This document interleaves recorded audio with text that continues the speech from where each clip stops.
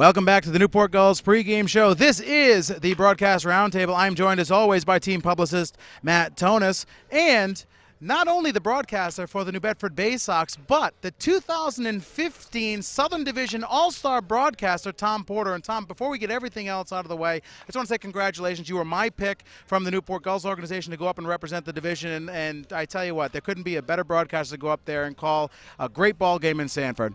Oh, thank you very much. I mean, it's humbling is what it is. Know that, you have so many people in the division. Us broadcasters all get to vote, front offices get to vote, and to know that a lot of people thought I was the best representative. It's a tremendous feeling. I know I'm very excited for Sunday's festivities, and can't wait to call a nice baseball game. Before we get to Sunday, we have a game here tonight. The Bay Sox dropped a tough one yesterday, 10-0 to the Ocean State Waves down at historic Old Mountain Field. I know that you and Tim Scott had that call. The Bay Sox have been going back and forth. They win a couple of games, they lose a game. They have the prototypical baseball win streak, 2 or 3 games, and then all of a sudden they drop one. They come in at 15-15 on the season. I think 20 games are going to get them a playoff spot, but right now, what are the Bay Sox looking to do here going into the All-Star break? The Bay Sox quite simply just need to awaken the bats. Yesterday, you don't score a run, only 4 hits. Tony DeBrell, the Ocean State Wave starter, shut down Bay Sox hitting.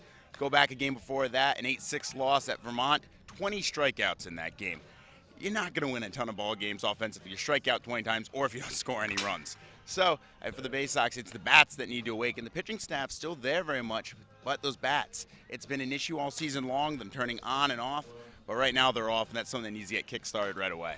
Now, Matt, the Newport Gulls, last time they faced the Bay Sox, 15 strikeouts for Newport Gulls pitching against Bay Sox hitting. Another game where the Bay Sox only scored the 1 run in the late part of that ball game. But the Newport Gulls have not played since Monday. The rain out and everything that came into this week, could that hinder the Gulls going into the All-Star break?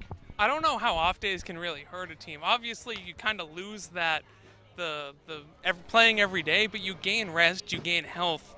And honestly, I'd rather have the health than the consistency of swinging a bat every day. Because you're going to be inside, you're going to be swinging, you're going to be throwing. You're not going to take a day off from it. You're just not doing it in a competitive way. I really think the off days will help this team moving forward, especially not having that Monday off after the All-Star game when you have Plymouth coming in probably. If the rain holds out, you got to take the off days where you can get them. And this stretch, I think, is really going to help Newport moving forward.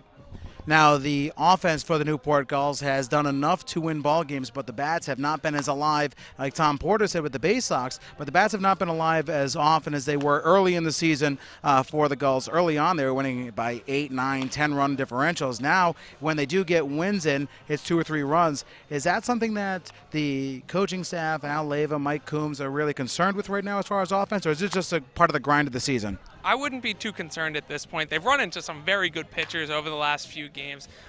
Packy Naughton for Plymouth was very good. Vermont's starting pitcher's been very good this season. Overall, you've run into some pretty good pitchers. Obviously, that's going to become more and more of an everyday thing towards the end of the year when teams are trying to scrape out wins.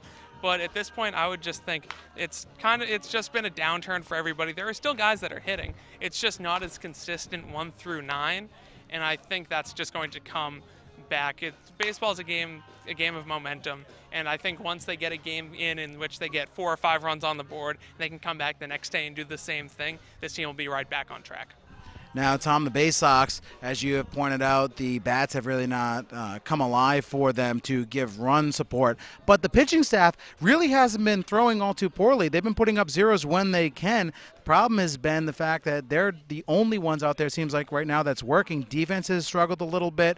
The bats obviously have not really come alive. But the pitching staff for the Bay Sox is really what keeping them in the race for the NECBL Southern Division playoffs. I'd have to agree with that. I mean, when you talk about, an offense is not going to give you a ton of run support. You look at a defense that makes untimely errors. I don't know if there's ever a time for a good error, but certainly the Bay Sox find time for bad ones. You're asking these pitchers to go out, not get 3 outs, but get 4 or 5. And for most of the season, the Bay Sox pitching staff has done that. They've been great, even though they don't strike out a lot of guys. Double play balls, very helpful, lots of those kind of things. This pitching staff has been asked to do a lot this year, and they've done it. They've responded well.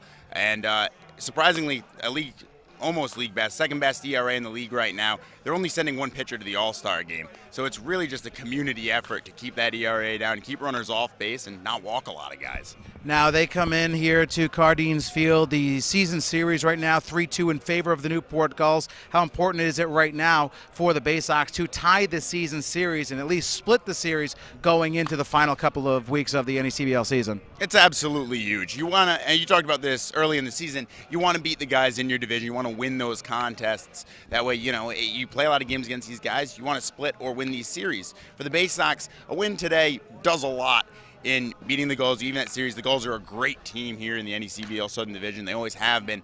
So by winning this game tonight, you not only beat a very good ball club, but maybe you right the ship in the games moving forward. And overall, you split the series. You told me at the beginning of the year you'd go 3-3 against Newport Gulls. I'd be pretty happy with that. That's a split. Yeah, you really can't ask for much else against a team this good, or this consistently good, really. Now, Matt, the two teams that the Gulls are playing before the All-Star break, the New Bedford Bay Sox here tonight, and the Mystic Schooners tomorrow night, a very important game down in Mystic, Connecticut tomorrow night. The Gulls have had a lot of, I wouldn't say struggles, but good series against most of the teams in the Southern Division. How important is it for them to get the win against New Bedford here tonight and then go into Mystic and try to pick up a win tomorrow? It's absolutely massive for Newport. Right now you're percentage points ahead, but you want to get those wins. You want to get definitely a game ahead, especially tonight against New Bedford, a team you could play in the playoffs. It's likely that this could be the 1-4 matchup in the Southern Division. You don't want to give them that hope and say, hey, we've already beaten them 3 times. Why not beat them 2 more in that first round of the postseason? You need to win these series. You need to try to get ahead. You want to get in the heads of these opposing teams, especially for the postseason. Right now it's all looking ahead to August, and it starts tonight. Well, that game does start tonight. There's no other way to go into it. The grind is officially underway here as we are 2 days away from the All-Star game. 2 big games for the Newport Gulls tonight here against the Bay Sox. Tom Porter and I will have the call on the NECBL Broadcast Network. You'll see Matt Tonis on the post-game show. The NECBL Broadcast Network, which is presenting the Newport Gulls pregame show. I'll get this out, and this is why I'm not an all-star. This is why Tom Porter's the all-star, and I'm not. The Newport Gulls pregame show continues next on the NECBL Broadcast Network.